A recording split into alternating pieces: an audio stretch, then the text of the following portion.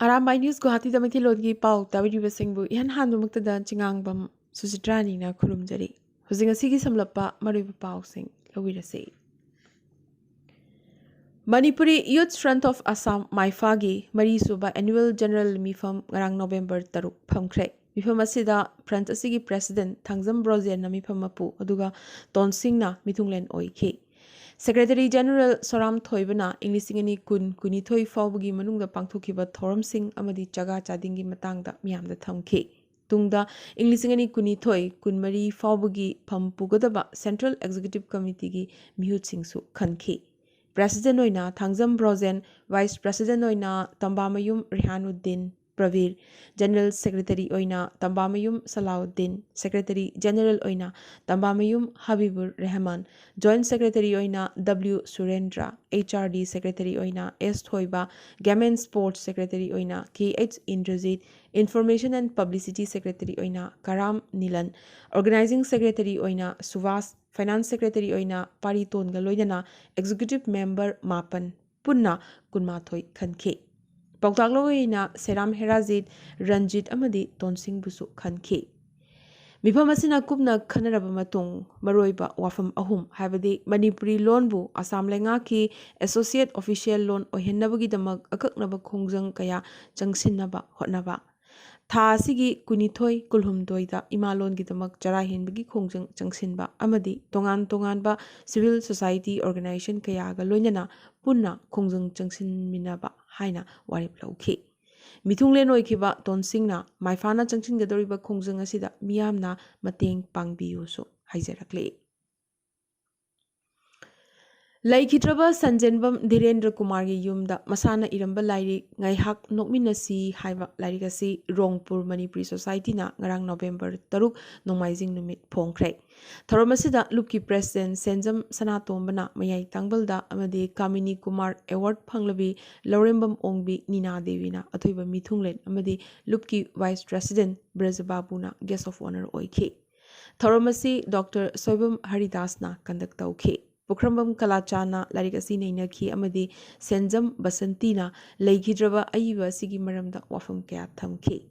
Ningambam Manihar Fandibam Hemchandra Amadi Bijuna Chingbasu Thoromasiga Merlinana Maroiba Wafam Kaya Thamke. Imphal East ki manung chana leiba Khurai Chingangbam Leikaida Raj Medicity Multi Speciality Hospital ama sananaba Manipur gi Chief Minister N Birena ngarang November 3 Nomaijing numit urep uyung tamkhre. Thoromasida wangang laduna CM na haiki imalonda Dr. Tamba yananaba Prime Minister Narendra Modi na kanna honarakli. Masina Dr. Tambada mapung phana amadi mamutana khanghanba ngamgani. Thorang asigi makhada chahi asidagi Hindi da Dr. Tamba Hongnaba Sem Sakrabane. Hauzikti Masamasagi Mamalonda Dr. Tamba Yarakadore. Asida Sunatana FIR su Ishagi Londa Inanaba Union Home Minister gi Akanba Poktak lay haike. Manipur gi District Kharada Medical College Linkatnaba Kanna Honari Hainasu CM na Makatana Pongdoki. Englishingani Kudmathoyi November 10 da Manipuri Churachandpur District da Assam Rifles ki Commanding Officer Biplab Tripathi amadi mahaki pikliba chahi tarukakta suriba machanipa amadi loinabiga loinana AR Trooper Maribu yamnamak tamthiba moongda attack tawduna hatkiba thong aduda maroina chenava MNPF Manipur Naga People's Front ki kadar ama phare. Matukring Jamsim Simre Koba Chahi Kunsuraba Kadarasi Imphal East ki Yengang Pokpi Junction ki Manakta Laiba Oil Pump Amadagi Manipur Police NIA Team Amadi Assam Rifles Personnel gi Apunba Khutbu Amana Phakibane. Pharaba Kadarasi Ukhrul District ki New Kanan Village Tagini. Ningsing Bayai Ambuse Adu Lalhulup Ani PLA Amadi MNPF ki Thawinsin Makada Chathakibani Haina claim Torakiba Laikrabane. Banbayaba Amagana, KSC Manipur Lengakna, NIA da Sinakrabani.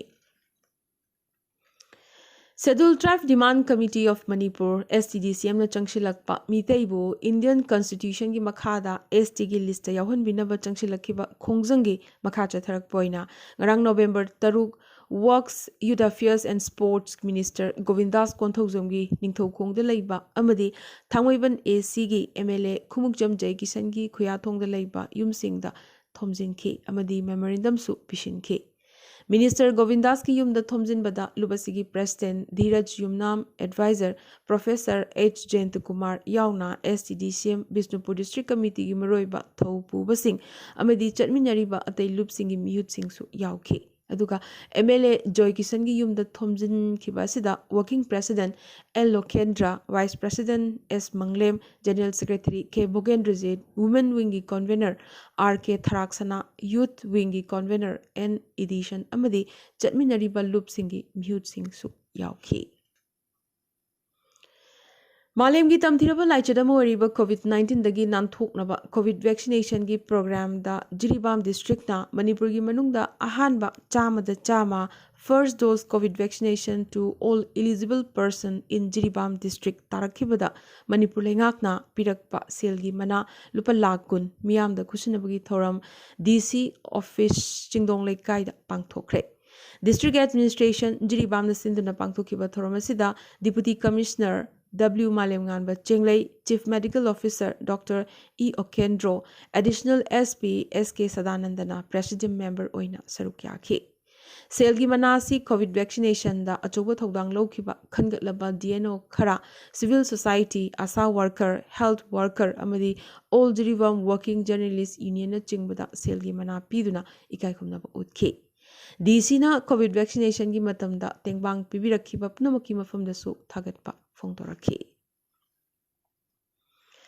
Jiri Development Organization JDO gi office ta phamkiba pawgi mifam amada organization asigi president Nomaithem Sadananda Meiteina Tamenglong da lairiba khun amagi ming Jiribam gi mafam amada ming thonjilaga pakthok chokthokpa amadi Tamenglong gi Tausem sub division onba yananabagi thawinchin ama chatharakpa asi Jiribam gi miyamna amadi JDO na yaba ngamloi matam sangna district boundary gi chet naba lairiba asi athuba matamda leingakna mideng changbiduna Jiribam gi na kadai phawba oiriba lamno aduga Tamenglong gi na kadai phawba oiribano Hauzik Tamenglong subdivision ama oiriba Tausem asisu mahausa Jiribam gini maramaduna lamgi chet naba asi khudong chaba lauraga Jiribam khun maming nauna amadi leiramdaba hapchilakpa yaroi hairakli. Paugi mipamasida President Sadananda Meitei ga loinana organization asigi Finance Secretary Mutum Biken Meitei amadi member Urembam Sandip Meitei su saruk yake. Manipuri Sahitya Parisad Meghalaya gi Taranipan Suba Chahigi Numit Nini gi oiba mifamlen Nehu Shillong campus ta laiba ICSSR gi auditorium da pangthokre. Parisad asigi President Munis Ningthaujamna preside tawkiba ahanba numit habadi November mangagi aphongwa mifamda Professor Bhagirathi Panda Honorary Director ICSSR NERC Shillongna Chief Guest MLPCC gi Chairman Dr. K.N. Chan amadi Iche Mamasung Arambai gi Editor Dr. Furit Sambam Biramanina Guest of Honor oike. Meghalaya Parisad ki Advisor Yengkhom KB su Daisafam K. Jangabayum Ibo Bishak na Welcome Address Dr. Kamaljit Chirom na Secretary Report aduga Naurem Nilamani na Editor gi oiba Report pathoke. Ahanba numiki thoramda parishada sigi chahi khudingi leptana puthokthuna lakliba chahi gi chephong mangalsu phongki amadi thoramgi saruk amoina haisnam biro hinigi mehiroi singna nat ki oiba jagoi gi thoram amasu khudol tamki thoramgi manung chana pangthokiba seminar da Dr. Chirom Rajketan na moderator oiduna Manipuri Sahitya da translation gi thodang haiba hiramasida Dr. Moirangthem Sobitana aduga Manipuri translation da technical term amadi terminology singi maru oibasing haiba hiramasida Dr. Longjam Ananna paper pathoki. Masana iba lairik pabagi akhanaba thoramda Yengkhom KB Munis Ningthaujam Naurem Nilamani Dr. Kamaljit Chiromna masana iba lairik sing pathoktuna nainaki. Masida Dr. Sovita Moirangthem, Dr. Chirom Rajketan amadi Dr. Furit Sabam Biramanina moderator oiki. Nini Chanba Aroiba Numitta Silong Dege kilometer Yankai Manga Lapna Lairiba Wishling village of Meghalaya Haina Kangnaba Isegi Surna Ming Oina Thonba Amadi hui khongduna mi kauba malemda maming leraba khungang konthong village ta chatuna pungning huningai oiraba mahoksagi phajabana pik thalaba mafam aduda khudak ta masana iba sairing sing pathokpagi saidinabagi thorom amasu KN Chana moderator oiduna pangthokhi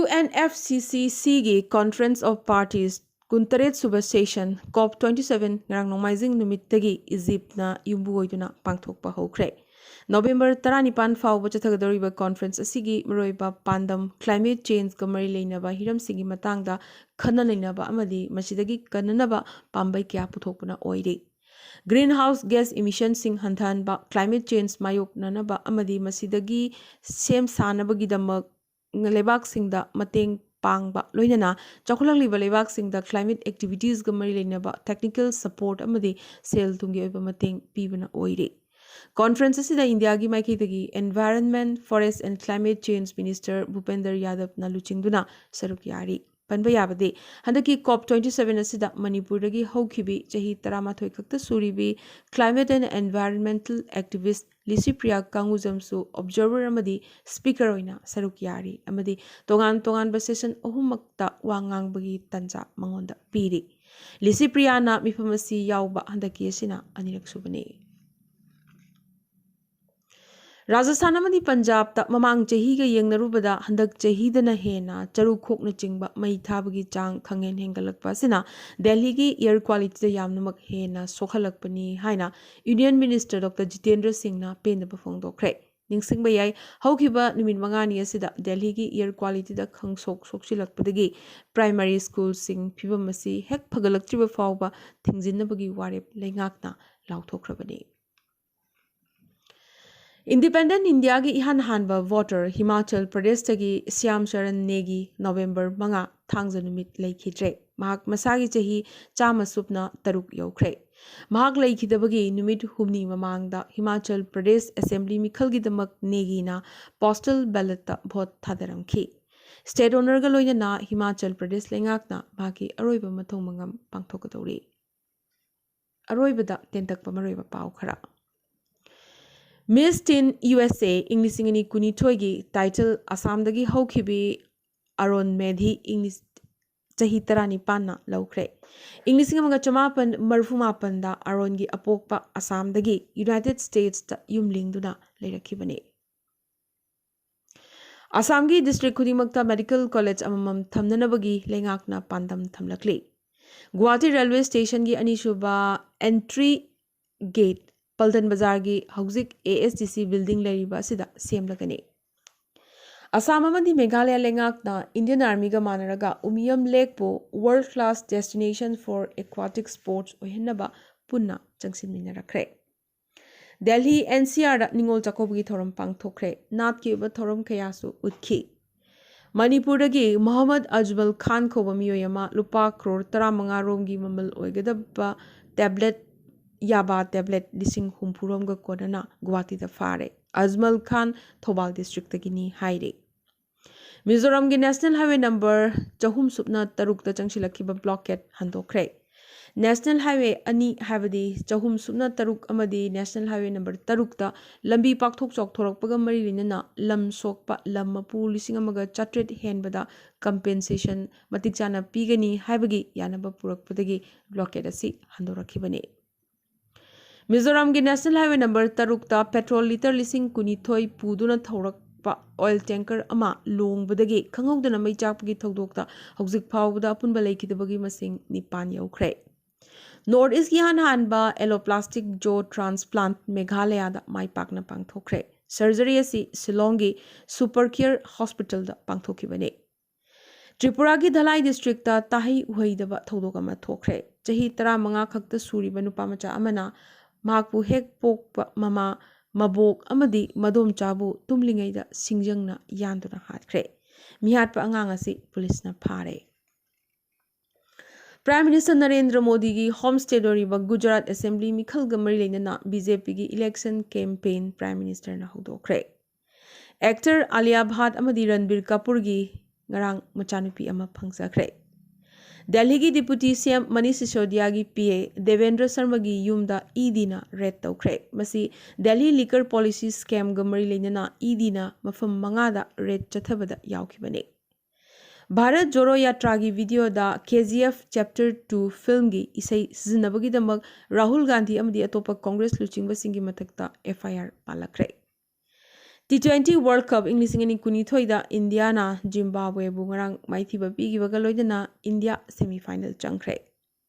Russia gi Ostroma da laiba miyamna chinba nightclub amada mai horakpadagi miyoi 13 leikidre chani yankhai mukna kanba ngamhauki. Mai asi yu ngauraba customer amana club manung simaktada mai hauba yaba flare gun ama dance floor da kapsilakpadagi mathang sandorakhibani mai khuna pungmam mamki. Russia ki National Unity Day numita President Vladimir Putin na Indian singbu thagatladuna mukhugi hai singba asi khaktana lebagasi hena chakhot hanbada mating oigani haikhi. Pakistan ki hanagi Prime Minister Imran Khan bu public rally amada handakta nomai kaptuna hatna namba hotnaramba thododugi matung wheelchair da phamduna hanagi Prime Minister asina miyamda wangang amuk haukre.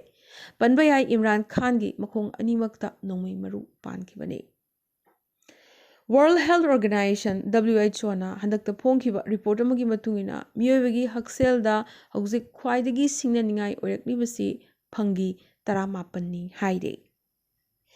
Chaurakna passenger nifum doimuk puduna pairakpa plane ama taramdai da Tanzania gi Victoria Lake ta tasinduna kaikre. Ising nungsit ki pibam phatabadagi laibaktiba thodosi thokibane. Hauzik phawbada phangba pawgi matungina plane asida tonglakpa passenger ayamba kanba ngamlesu hairi. Amadi maming leraba Sri Lankan cricketer Danushka Gunathilaka rape case ka marilinana Australia da phare. Ngasigi na ni Arambai News Guwahati da maitilon ki paw sandok chaba matang sa loisin jabaga loinana tapiriba singbu amkaso hanna kurumchari.